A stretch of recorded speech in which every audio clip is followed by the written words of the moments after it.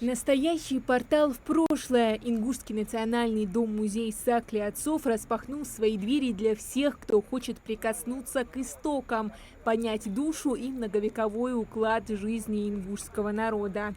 Здесь время остановилось 100 лет назад. Дом возведен без единого грамма цемента по технологии предков. Двор также не оставлен без внимания. С порога гости попадают в другой мир.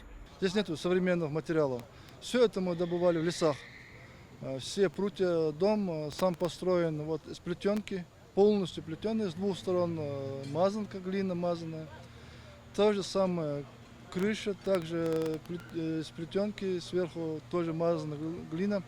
Башню создавали, самое тяжелое было башня, идет конусом, не могли найти подходящих строителей.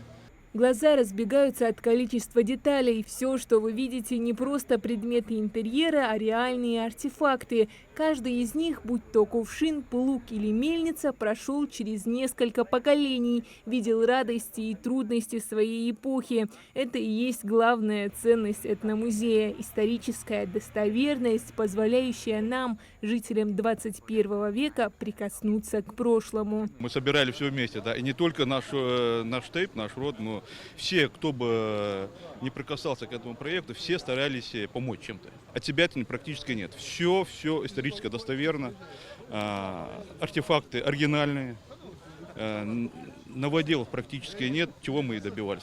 Идея создать этномузей родилась из трепетного желания сохранить для будущих поколений то, что является фундаментом нашей национальной идентичности, традиционный быт и обычаи. Так дом разделен на комнаты – дядца, нянца, хяшца.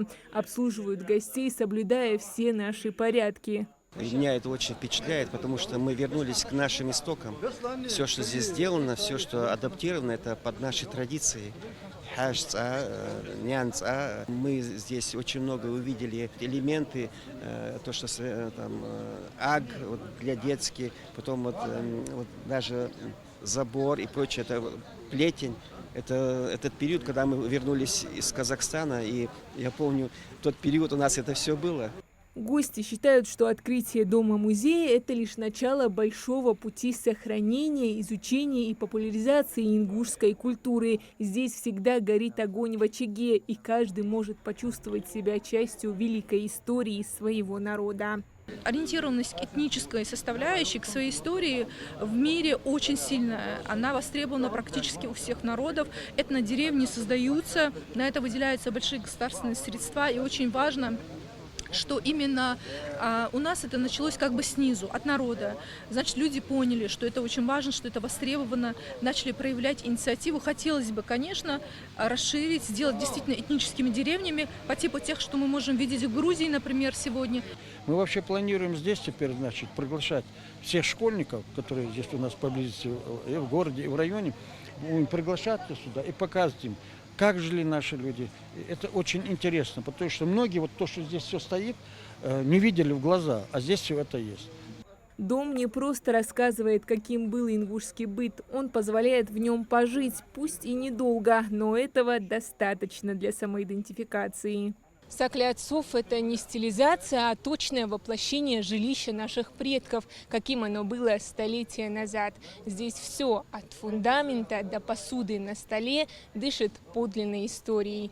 Этот проект – долгожданный подарок всей республике, воплощение памяти и уважения к предкам. Хадиджа Юлоева, Магаз 24.